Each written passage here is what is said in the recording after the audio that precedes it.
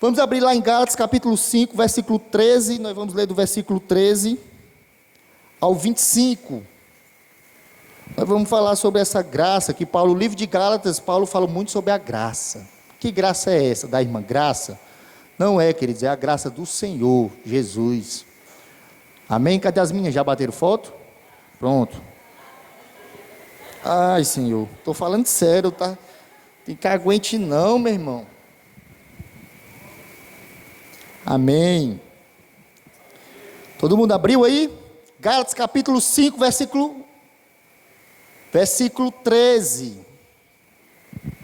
Posso ler? Os irmãos acompanham? Presta atenção, vou fazer perguntas para que os irmãos não venham perder a atenção. Se eu pegar dormindo aí. Porque vocês, irmãos, foram chamados à liberdade. Diga, liberdade. Meu Jesus. Café depois, acho que é por isso. Diga, liberdade. Amém. Mas não usem a liberdade que vocês têm para dar ocasião carne. Diga, carne. Pelo contrário, sejam servos um dos outros pelo amor. Porque toda lei se cumpre em um só preceito, a saber, ame ao seu próximo como a você mesmo. Mas se vocês ficam mordendo e devorando uns aos outros, tenham cuidado para que não sejam mutuamente destruídos. 16. Digo, porém, o seguinte: vivam no Espírito, e vocês jamais satisfarão o desejo da carne. Porque a carne luta contra o Espírito, e o Espírito luta contra a carne. Porque são opostos entre si, para que vocês não façam o que querem. Mas, se são guiados pelo Espírito, vocês não estão debaixo da lei. Ora, as obras da carne são conhecidas e são imoralidade sexual, impureza, libertinagem, idolatria, feitiçaria, inimizade, rixa, ciúmes, iras, discórdia, divisões e facções, invejas, bebedeiras, orgias e coisas semelhantes a estas, declaro a vocês, como antes já o preveni, que os que praticam tais coisas não herdarão o reino de Deus. Mas o fruto do Espírito é amor, alegria, paz, longanimidade, benignidade, bondade, fidelidade, mansidão, domínio próprio.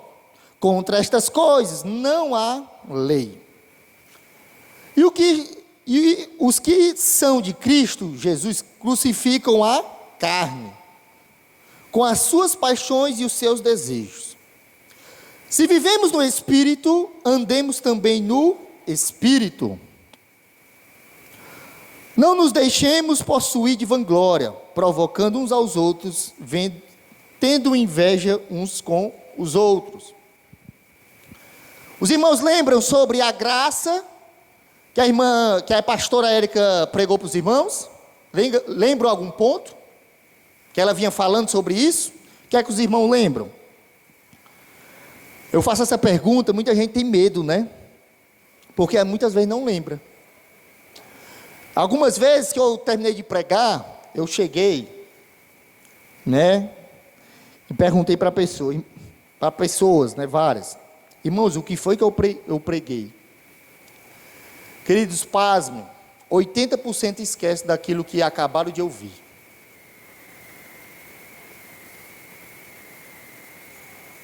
Isso demonstra algo. A fé vem pelo quê? Vem pelo ouvir, e ouvir a palavra de Deus. A nossa transformação, da nossa conduta, o nosso comportamento, ele vem daquilo que nós aprendemos, de onde nós aprendemos. É ou não é? Os nossos pais, quando nós somos crianças, os nossos pais, ele tende a ensinar aos princípios de Deus, a lei moral. Ele vai nos ensinando, falando, e explicando para a criança. para que quando ela cresça, ela desenvolva e ela aplique na vida dela esses princípios. E se eu não atento a esses princípios, quando crianças, como através da rebeldia, eu vou crescer e eu não vou aplicar, e eu vou ser uma pessoa rebelde, uma pessoa que não obedece, uma pessoa que é desobediente, uma pessoa que não anda conforme aquilo que a lei determina, sabe? E isso vai demonstrar que aquela pessoa, ela não desenvolveu, ela não cresceu, ela não chegou à maturidade, o crescimento. Então a palavra, ela gera em nós uma mudança de vida, uma mudança de pensamento, queridos. Sabe, Satanás, Paulo vai dizer, lá na carta aos Efésios, que Satanás, ele vai agir nas regiões celestiais, para que você sofra, e não cumpra com aquilo que Deus determinou para você, para que você não viva aquilo que Deus lhe chamou para viver. Então, queridos, não adianta a gente vir para os cultos, se nós não prestarmos atenção naquilo que é pregado a nós. Paulo aqui, queridos, a pastora Érica, ela falou sobre graça. Vocês se lembram que a graça, quando ela disse que o pecado, quando veio ao mundo, veio através de Adão.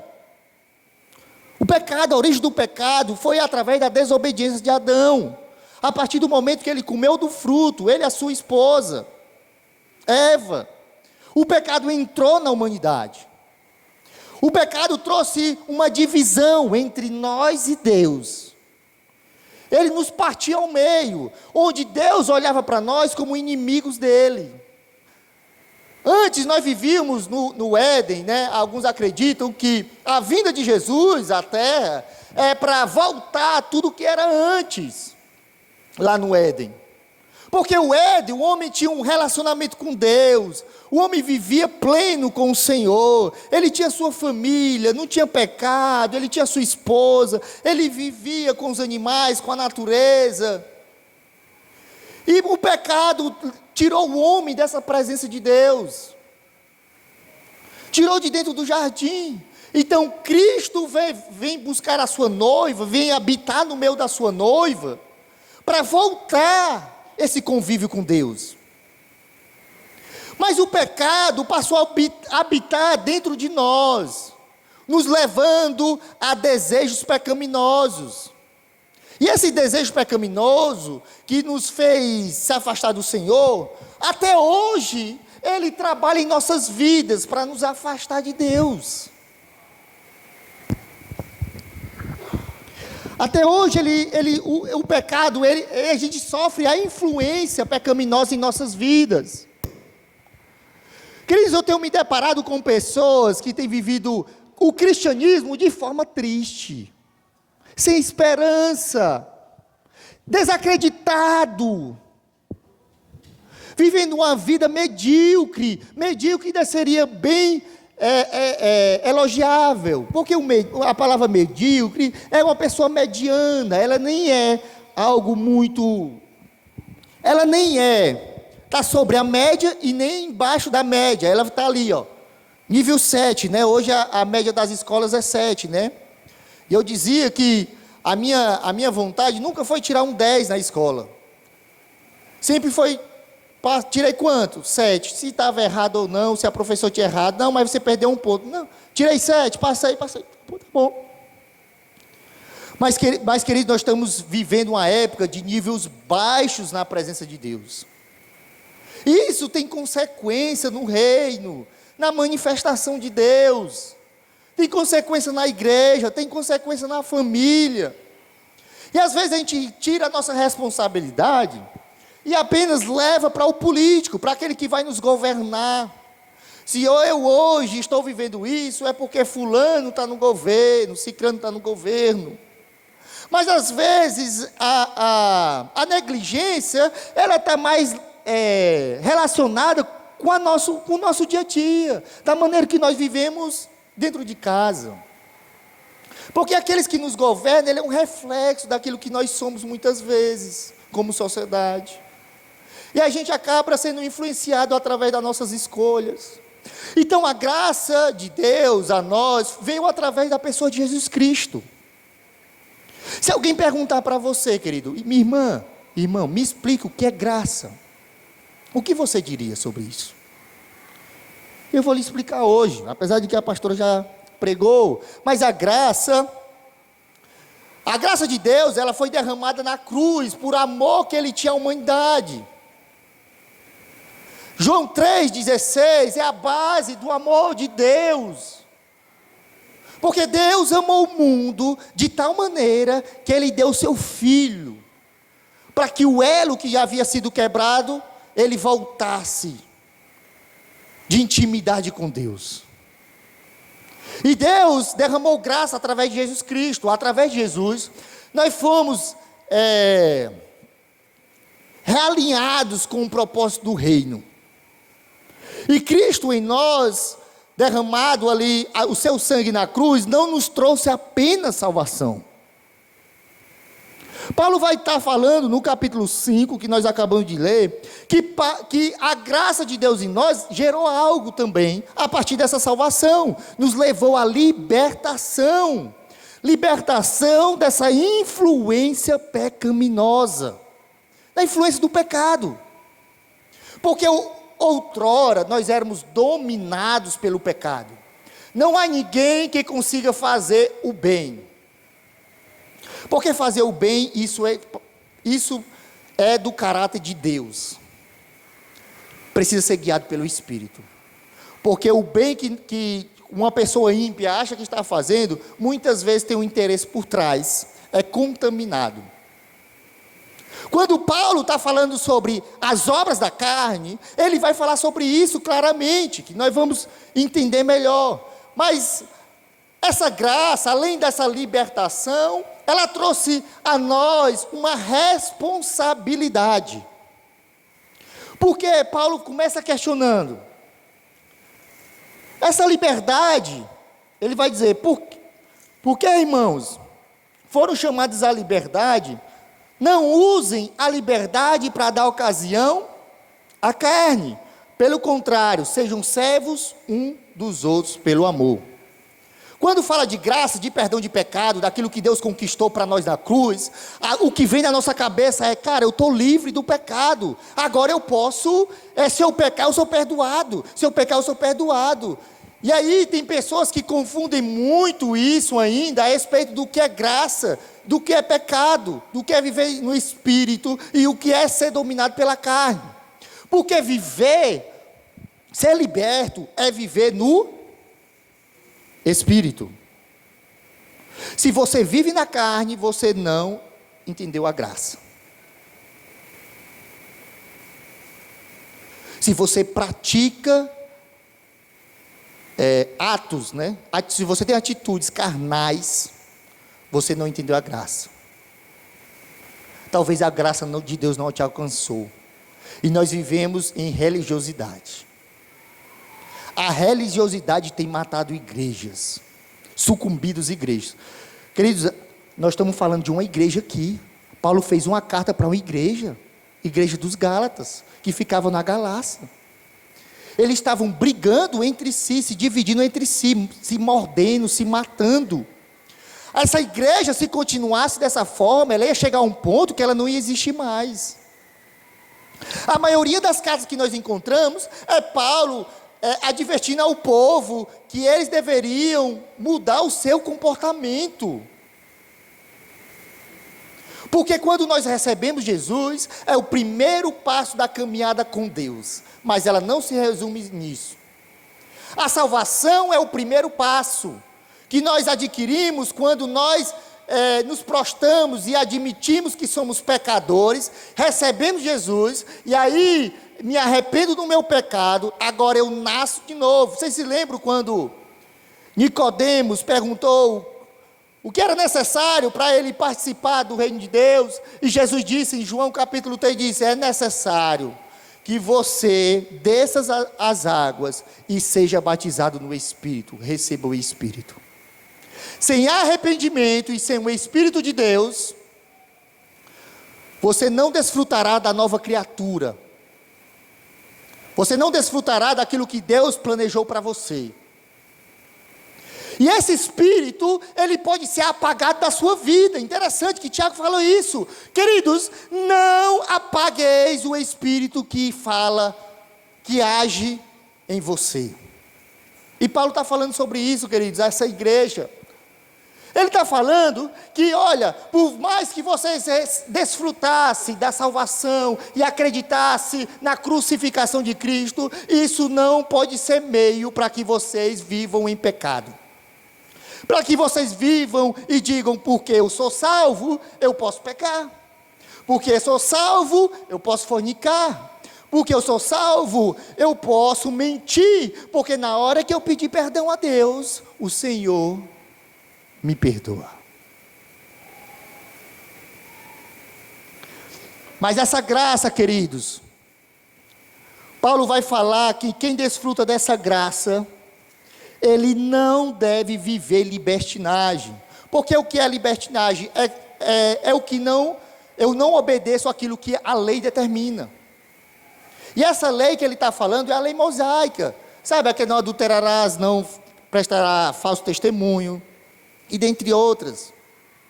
Essa lei, ela se cumpre através de Cristo. O que Paulo quer trazer para nós é que a salvação, ela não é conquistada. Não, eu não sou salvo porque eu faço alguma coisa, porque eu sou santo, algo do tipo.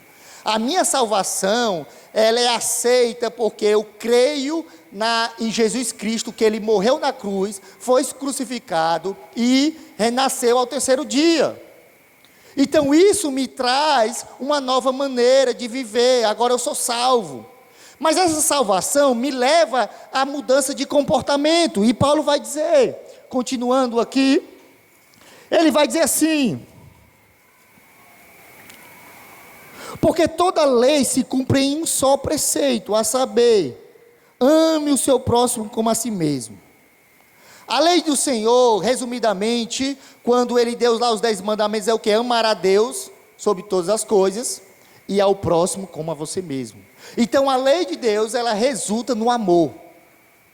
Se eu não tenho amor, queridos, eu não desfruto das bênçãos de Deus, porque Deus é amor. Caminhar no Espírito é você desenvolver o caráter de Deus na sua vida. É você desenvolver a fé. Paulo fala isso em Filipenses: desenvolvam a fé de vocês.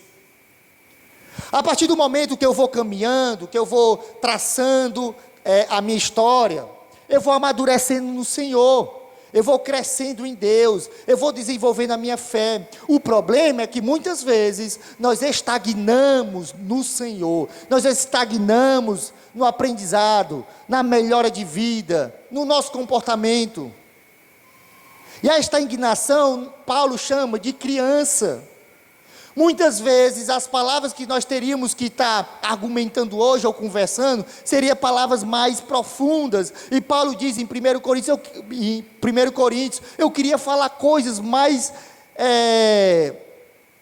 profunda com vocês, eu queria explicar coisas, a gente deveria estar discutindo sobre valores do reino aqui, mas eu estou falando para vocês que vocês precisam viver unidade. Isso que eu estou falando para vocês, são princípios que uma criança deveria aprender. E muitas vezes a gente não entende que a nossa fé, ela precisa de desenvolvimento, de leitura, de oração, de relacionamento com Deus. Queridos, só vir para a igreja não vai te desenvolver. Só vir para a igreja, só se relacionar com os irmãos na igreja, não vai te desenvolver. O que vai te gerar uma nova pessoa, cada dia que passar, é o momento que você se relaciona com o Espírito Santo. Quando você não se relaciona com o Espírito Santo, e não deixa o Espírito de Deus te dominar, você provavelmente terá condutas que não condiz com o Espírito. E essas condutas Paulo descreve aqui, no versículo 16, que são chamadas obras da carne. Que isso dá referência ao homem caído. Ele diz no versículo 16, acompanha aí, digo porém o seguinte: vivo no Espírito e vocês jamais satisfarão os desejos da carne, Porque a carne luta contra o espírito, e o espírito luta contra a carne, porque são opostas. Queridos, não tem como você dizer que é um ser espiritual, e se você comete um desses pecados, porque são coisas opostas. Sabe, por isso que nós denominamos crente carnal. Vocês conhecem algum crente carnal? O crente carnal é aquele que se diz cristão, até escuta, obedece, mas não pratica. Se você não pratica, possivelmente quem está te dominando é a carne. Se a carne te domina, possivelmente você não faz parte do reino de Deus. Porque Paulo vai dizer assim, versículo 18, mas se são guiados pelo Espírito, vocês não estão debaixo da lei. Ora, as obras da carne são conhecidas e são imoralidade sexual. Queridos, quantas pessoas eu tenho encontrado que vivem numa imoralidade sexual? Quantas? Talvez para vocês isso fuja da mente. Cara, como assim? Me explica melhor. Há poucos dias atrás, um conhecido meu separou, divorciou da mulher. E agora ele já está no 3º casamento. Ele participa do ministério de louvor. Ele participa daquilo que Deus santificou. Mas ele não crê que o que ele fez é errado. Com uma semana que ele tinha divorciado, já estava com outra mulher. Uma semana. E na 3ª mulher. Querido, será que essa pessoa, ela entendeu sobre a responsabilidade que a graça gera em nós? Porque a graça, ela nos traz perdão, certo? Traz. Mas ela exige de nós um comportamento. Ela exige de nós uma atitude daquilo que nós recebemos. Sabe, uma criança, quando ela cresce, e ela é ensinada pelos seus pais, quem governa ela são seus pais. É o seu pai que ensina a criança o caminho que deve andar. Para que ele, quando cresça, quando ele receba a liberdade, ele não venha se desviar. Sabe o que o Evangelho faz com nós? O que Paulo quer dizer, era que a lei, ela é nossa tutora. Capítulo 3, capítulo 4, Paulo vai falar sobre isso. A lei era que cuidava de nós, porque nós éramos como criança. A lei é que dizia, olha, você não pode matar. Olha, você tem que respeitar os seus pais. Olha, você não pode mentir. Você não pode proferir palavras falsas contra os seus irmãos. A lei fazia isso comigo. E quando eu cresci, eu não preciso mais da lei. Porque a partir de hoje, eu colocarei em prática. Uma criança, quando ela cresce, ela atinge a maturidade, aos seus 18 anos, o que é que ela faz? Ela procura sair da casa dos pais, e agora ela forma uma família. A sua mãe, que é a lei, ela não tem mais autoridade sobre você, porque agora você aprendeu através da sua mãe, ou da lei, daquilo que você precisa fazer. Daquilo que a conduta que você tem que ter. Precisa alguém dizer, meu filho, você precisa trabalhar para sustentar sua família? Alguém precisa falar isso para você? Por que você sabe? Porque você tem a consciência disso. Porque você aprendeu com seus pais. Você viu seu pai se levantando cedo, indo trabalhar, em busca de trazer alimento para sua casa. Você viu a sua mãe cuidando do lar, cuidando dos filhos, preparando a alimentação, a comida. E quando você cresce, você não precisa que ninguém fale mais para você, porque você atingiu a maturidade necessária para agora viver uma vida plena diante de Deus. Paulo quer tratar sobre isso, queridos, porque muitos cristãos estavam querendo voltar a viver escravos do pecado. Porque viver escravo do pecado é porque os seus desejos pecaminosos, a sua conduta e o seu comportamento ainda são governados pelos seus desejos pecaminosos. O desejo da sua alma. O desejo da sua alma sempre será levar você à morte, ao pecado, como se você anulasse o sacrifício de Deus.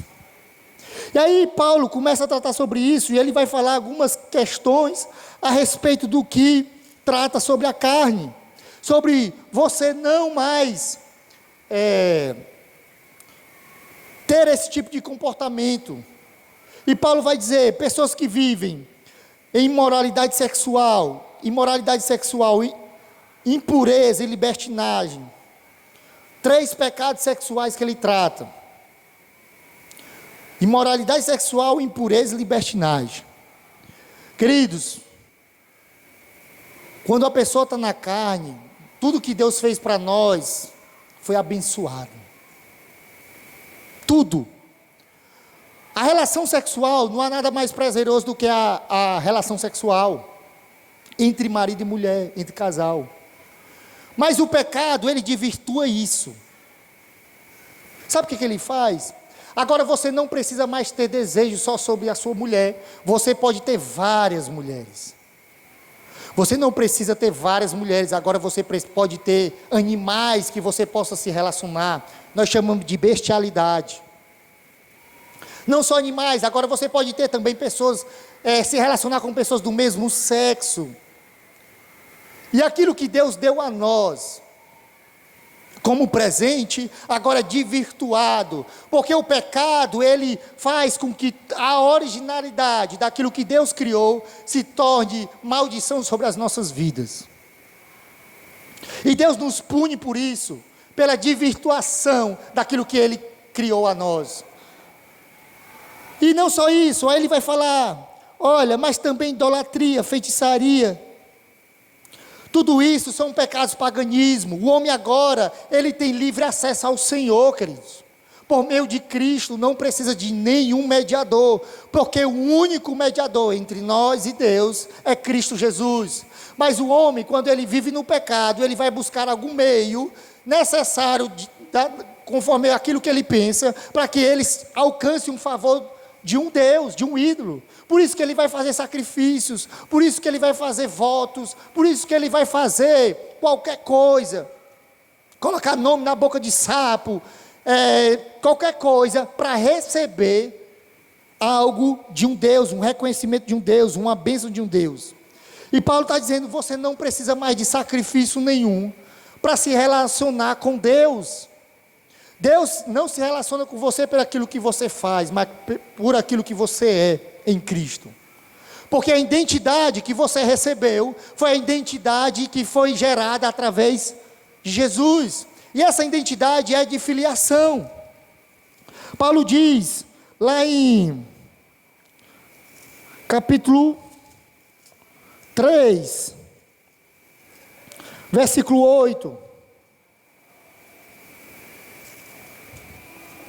Ora, tendo as Escrituras previsto que Deus justificaria os gentios pela fé, prenunciou o Evangelho a Abraão, dizendo, em vocês serão abençoados todos os povos, de modo que os que têm fé são abençoados com o crente Abraão.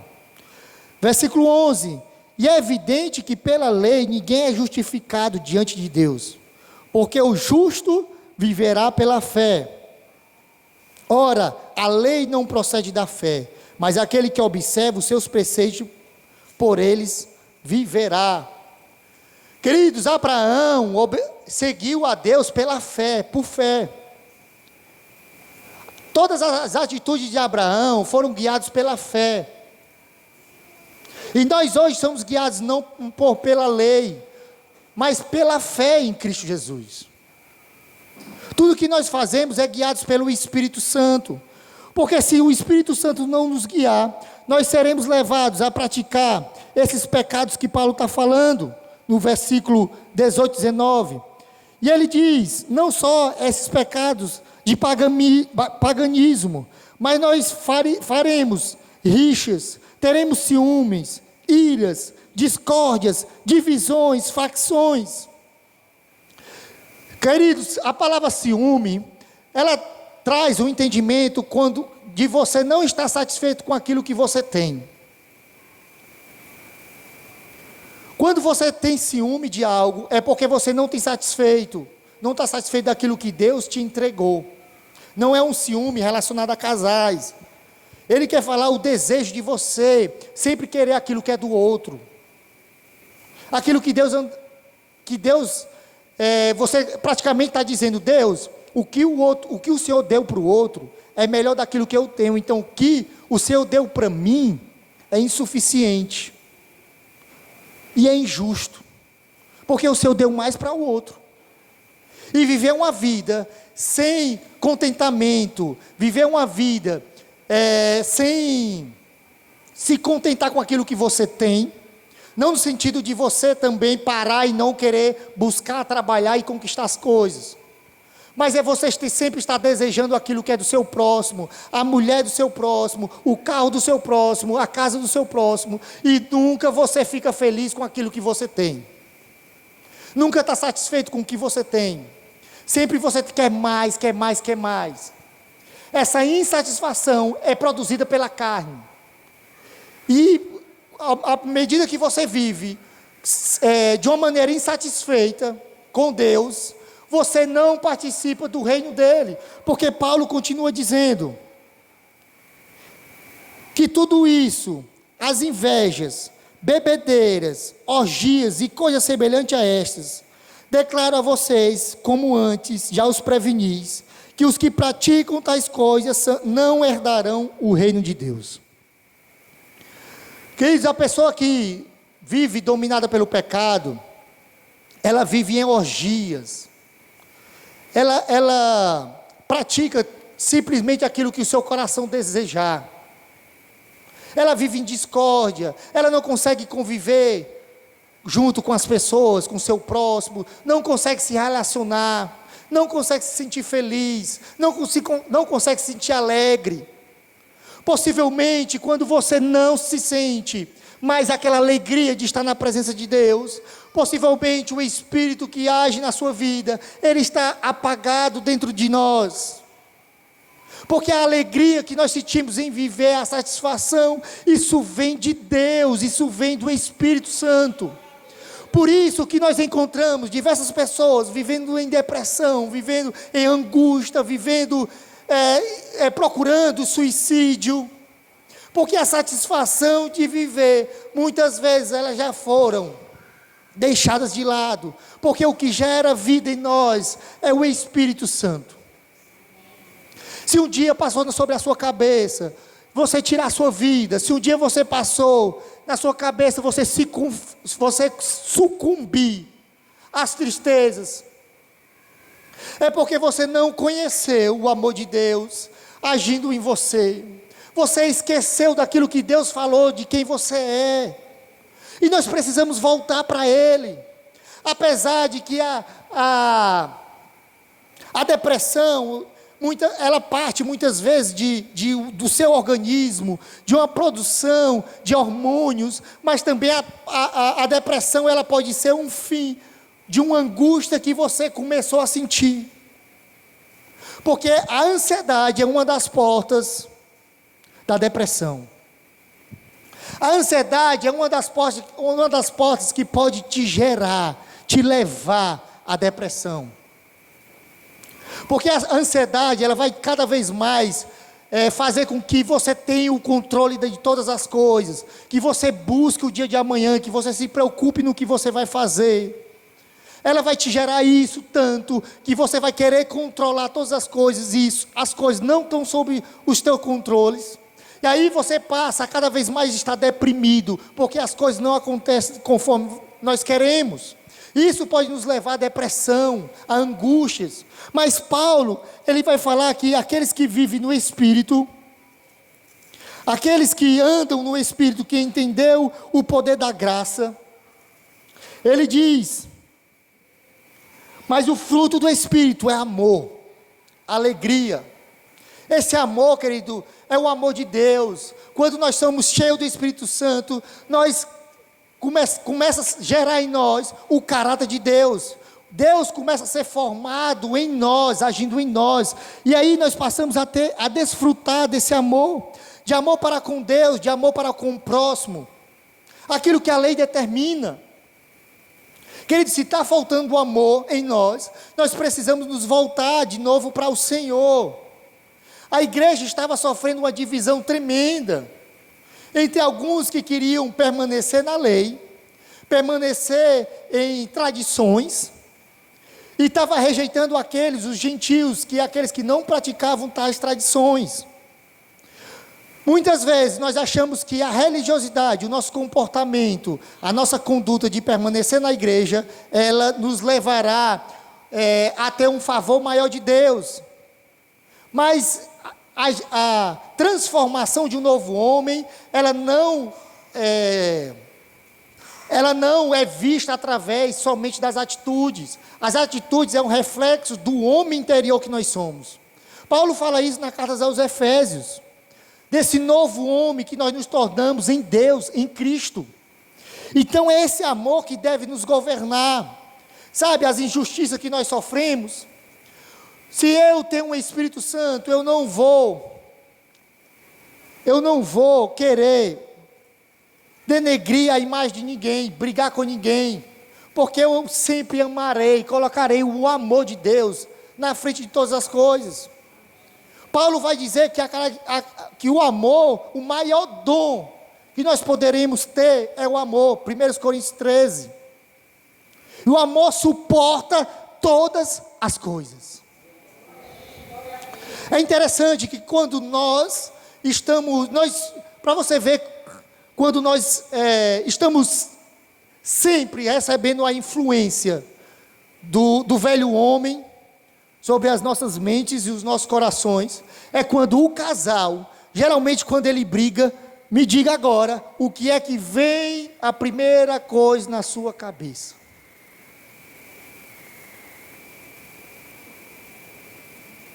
Divórcio. Eu não quero mais esse homem. Eu não quero mais essa mulher. Muitas vezes, quando nós brigamos com nossos cônjuges, o velho homem, ele quer voltar. E ele diz, cara, divorcia, você não precisa mais dela. Mulher, divorcia, você não precisa mais dele. Você pode viver sozinho. Você pode desfrutar de uma vida de solteiro. E você pode ter outras mulheres e outros homens. Então, o velho homem é uma luta, como Paulo vai falar, é uma luta constante. Ou você é dominado por um, ou você é dominado por outro. Você não tem como viver pelos dois. E aí Paulo começa a falar que quem vive no Espírito e desfruta do fruto do Espírito, ele tem alegria no Senhor. Será que você é alegre diante de Deus? Será que você é alegre com o cônjuge que você tem, com o filho que você tem? Será que você se sente satisfeito com aquilo que Deus, com a igreja que Deus lhe colocou, com aquilo que Deus lhe entregou? Porque essa alegria, ela é gerada pelo Espírito em nós. Queridos, eu tive uma fase da minha vida que, quando eu era mais novo, que eu vivia de forma depressiva, eu não tinha mais vontade de fazer nada. Eu não tinha vontade de conversar, não tinha vontade de ter amigos, eu não tinha vontade de me levantar da cama. E eu me lembro como fosse hoje, um irmão me visitou e disse assim, algo de errado está acontecendo contigo, Eldio, tu não consegue perceber. Tu está sob as influências do maligno sobre você. E aí aquela pessoa começou a pregar de novo para mim. E ela, engraçado que ela pegou, colocou a mão sobre mim e profetizou a alegria do Senhor sobre mim, o Espírito Santo do Senhor sobre mim. E imediatamente, queridos, ali foi um combustível para que eu me levantasse daquele lugar, daquele quarto onde eu estava. E eu procurei uma alegria tão grande que eu não conseguia mais me controlar. A única coisa que eu queria era ler a Bíblia, buscar o Senhor, buscar cada vez mais o Senhor, ler, participava de todas as orações, de todos os cultos, onde tivesse culto, em qualquer que fosse as igrejas, eu queria estar, porque aquela alegria irradiou o meu coração, e me tirou de uma depressão, de uma vida que eu vivia, preso, porque quando nós somos dominados pelo pecado, o pecado ele vai nos levar a viver sozinhos, longe. Uma das primeiras coisas que nos vem à mente quando nós passamos por uma dificuldade na igreja é o quê? Sair da igreja. O velho homem fala: por que tu está fazendo ali? Para que tu quer estar ali no meio daquelas pessoas? O pastor não prega muito bem. A irmã fica olhando para você. Olha, as pessoas estão olhando para você, te julgam. A tua aparência, a tua roupa, ninguém te escuta, você não é notado. A primeira coisa que o velho homem faz é nos fazer lembrar das vestimentas antigas, de viver uma vida sozinho, de uma vida sem Deus. E aí o próximo ele diz que o fruto do Espírito gera paz. Sabe aquela paz interior? Quando nós temos o fruto do Espírito, quando tudo pode estar desorganizado, as coisas externas podem gerar um caos, mas dentro de nós temos esperança em Deus. Nós temos paz do Senhor.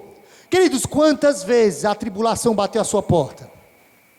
Quantas vezes a tua alma, ela quis ficar atribulado? Davi, constantemente perseguido, e a alma de Davi era atribulado diante das perseguições, mas a esperança dele estava em Deus. Paulo diz: eu posso passar fome, posso passar nudez, perigo ou espada, mas eu não me separarei do amor de Deus. E Paulo vem trazendo sobre isso, sobre o fruto do Espírito que gera em nós longanimidade, longo ânimo.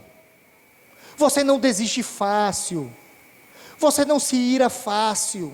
Sabe, algumas pessoas têm dificuldade de segurar a sua ira, a sua raiva, porque ainda não morreu o velho homem, as velhas práticas. Porque uma pessoa que tem o fruto do Espírito, ela consegue se dominar. Ela tem longo ânimo, tem paciência. Ela não se ira com facilidade, ela não se esmurece com facilidade. O fruto do Espírito traz benignidade, bondade, são quase as mesmas coisas. Benignidade, aquilo que você produz como bondade. O fruto do Espírito faz com que você produza as coisas boas. Tudo isso são características, tudo isso fazem parte do caráter de Deus, porque Cristo gerou o caráter de Deus em nós através do Espírito, a partir do momento que nós recebemos Cristo como Salvador.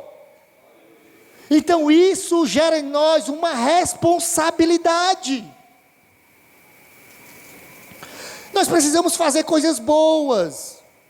Nós precisamos praticar bondade, e tudo isso vem de Deus. Por isso que muitas vezes as pessoas dizem: que fulano besta, vai lá, fulano falou tão mal dele ou dela, mas ela está lá de novo.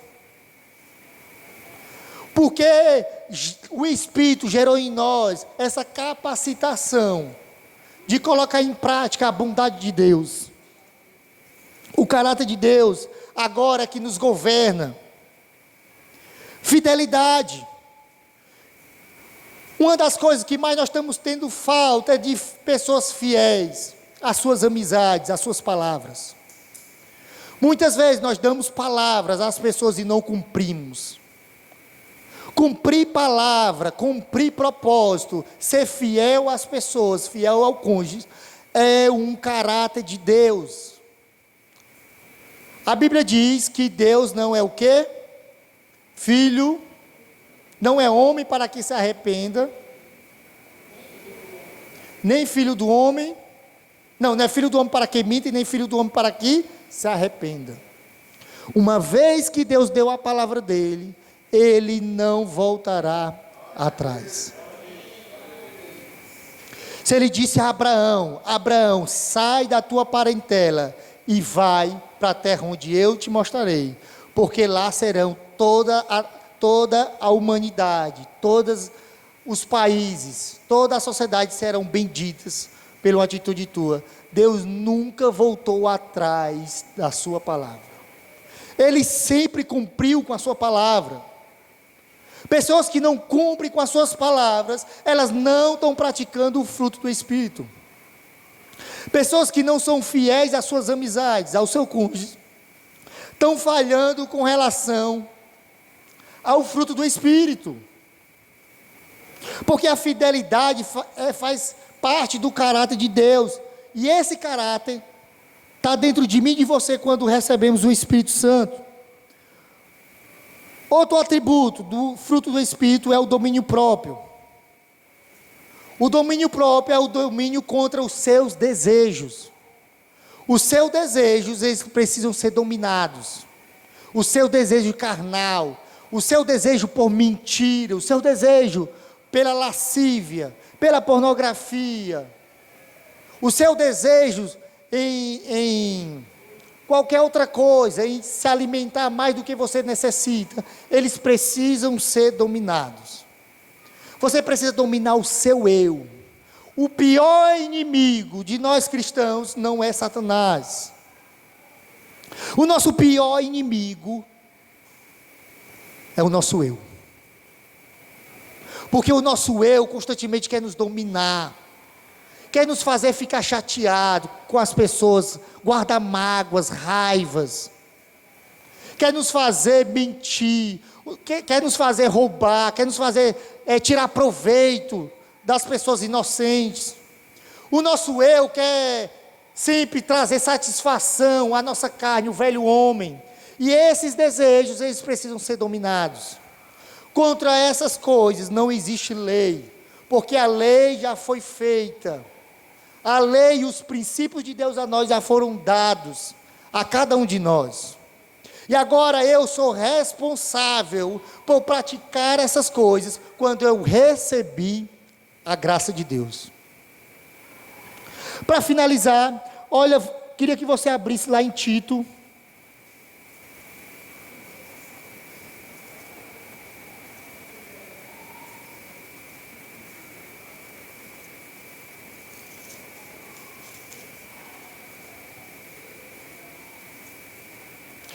Título capítulo 2, versículo 11.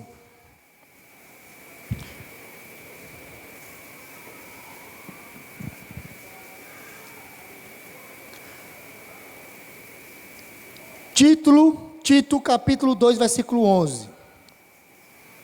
Amém? Posso ler? Olha o que é graça. Porque a graça de Deus se manifestou trazendo salvação a todos. A graça é salvífica. Ela salvou as nossas vidas. Ela nos educa. A graça de Deus é pedagógica. Ela nos ensina. Ela nos capacita. Para que, renegadas a impiedade e as paixões mundanas, vivamos neste mundo de forma o quê? Sensata, justa e piedosa, aguardando a bendita esperança e a manifestação da glória do nosso grande Deus e Salvador Jesus Cristo. Versículo 14.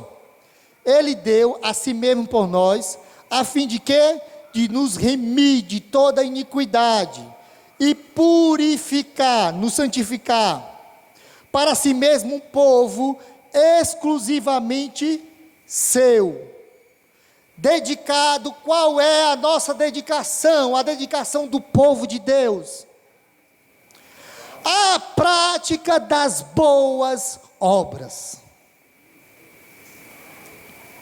E o que são boas obras? Eu pergunto a vocês. Capítulo 3, Paulo vai dizer, olha como é simples o que é as boas obras de uma pessoa que tem um fruto do Espírito.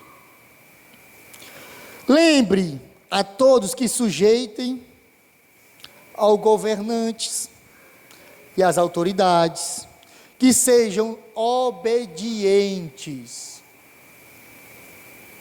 A obediência é gerada em nós através do Espírito Santo, do fruto, da graça de Deus. E estejam prontos para toda boa obra.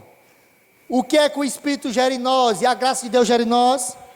Que não difamem ninguém, que sejam pacíficos, provedores de paz, cordiais, dando prova de toda cortesia para com todos. Pois nós também no passado éramos insensatos, a gente vivia de forma que éramos guiados pela carne, mas agora nós não somos mais guiados pela carne, somos guiados pelo Espírito. Agora a nossa responsabilidade como cristão é promover a paz, é ser obediente, é ser submisso às autoridades, é governar bem o nosso lar. Quando nós fazemos isso, governando o nosso lar, somos bons maridos, boas esposas, bons filhos, bons servos. Quando nós praticamos essas coisas, nós estamos praticando a obediência a Deus. E a nossa vida, ela será como uma carta viva de Deus à humanidade. Porque o amor de Deus será conhecido através das minhas atitudes. O meu comportamento está sendo lido constantemente, porque minha vida é como se fosse uma carta aberta à humanidade, às pessoas. Eu constantemente estou sendo julgado pelas pessoas. Isso é atitude de cristão, isso não é atitude de cristão, isso é atitude de servo, isso é atitude de marido, isso não é atitude de marido. As pessoas estão constantemente olhando, e quando eu vou evangelizar as pessoas vão dizer, essa é a carta de Deus a mim, eu rejeito, porque eu não quero ser como você é, um mentiroso, alguém que não respeita a sua esposa, que difama, que é fofoqueiro, que não promove a paz, que é dissimulado, que vive governado pela carne. Essa carta eu não quero ler. E isso é a humanidade, o que a humanidade faz conosco, todos os dias. Amém? Isso é a graça. A graça me leva uma responsabilidade de levar Cristo a toda criatura. Amém? Então a graça não é simplesmente perdão de pecados, resumiu, acabou, parou, eu vou para o céu, e eu não preciso fazer mais nada. Precisa sim. Se você recebeu, tem a conscientização da graça, mas continua tendo as mesmas práticas, o mesmo estilo de vida, possivelmente você não, ou eu não entendi a graça. Porque quando eu entendi a graça, a minha vida mudou. Quando eu me deparei com a graça, Deus veio diante de mim, pegou a minha vida e colocou na minha frente e disse, olha só quem você é. E eu me deparei com os meus pecados, deparei com as minhas faltas. Quando eu li o livro que mais mexeu comigo, foi o livro de Tito. Um livro tão simples. Mas o livro de Tito falava, olha, um presbítero, ele tem que amar a sua esposa, ele tem que ser bom pai. Olha, as mulheres, elas precisam ensinar as mais jovens. As mulheres precisam, não pode ser dada ao vinho, ela não pode comer demais, beber demais. Foi eu lendo essa carta que eu me deparei e eu disse, cara, como insensato eu sou. Eu não entendi a minha responsabilidade como cristão, como graça, como receber a graça de Deus. Sabe, porque à medida que eu vou conhecendo a graça, À medida que eu vou conhecendo o amor de Deus, mais eu vou me aperfeiçoando nele, mais o fruto do Espírito vai gerando em mim um novo comportamento, uma nova atitude. Queridos, não fique parado achando que a sua vida, quando você perde a compreensão de que você precisa melhorar, você se estagna, você para de crescer em Deus, você para de se desenvolver. Não deixe que a fé em você, ela se torne morta, porque a prática das boas obras é trazer frutos. Nós estamos chegando no período de Natal, eu já vou encerrar, queridos, eu sei que eu estou passando do horário, eu peço até perdão a vocês, não vou fazer mais isso, se Deus quiser. Me comprometo, Senhor Deus, diante da igreja do Senhor. Mas, querido, isso é uma palavra, me desculpe. Mas quando você entende a graça, queridos, não tem como você não olhar para a sua vida e ver de onde Deus lhe tirou. Quando você compreende a graça, do benefício que Deus te deu, do domínio que você vivia sobre a carne, sobre os seus desejos, a sua satisfação, e agora o Espírito Santo é que te gera, é que te faz um novo homem. Eu queria passar 2 horas, 3 horas falando, porque essa graça agora que eu vos falo, queridos, essa graça ela vai gerar frutos. O compromisso de você com Deus, de nós com Deus, é gerar frutos. Jesus, quando estava vindo de Jerusalém a Betânia, ele se deparou com uma figueira, ela estava tão florida, cheio de folhinhas. Jesus, morrendo de fome, chegou à figueira, olhou para ela e procurou um fruto ele procurou da figueira. A figueira, quando ela tem folhagem, quando ela tem flores, ela já vem nascendo o fruto dela. Então quando ele olhou, ele disse: eu estou com fome, eu vou lá porque eu vou encontrar fruto. Quando ele chegou naquela figueira, não tinha um fruto, e ele pegou e disse: amaldiçoado esteja essa figueira. E essa figueira secou na mesma hora, e nunca mais ninguém comerá do seu fruto. Sabe o que ele queria dizer? Jesus vai chegar a nós um dia, e Ele vai ver se nós temos folha ou nós temos frutos. Será que nós temos frutos de arrependimento? Será que nós temos bons frutos para mostrar, para dar de comer a nações, para dar de comer o nosso vizinho, o nosso próximo? Eu queria te convidar a ficar de pé.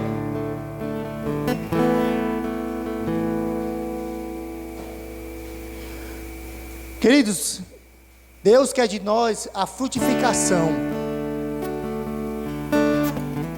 Sabe, nós estamos num período de Natal, e eu tenho visto as pessoas, a Érica mesmo, né?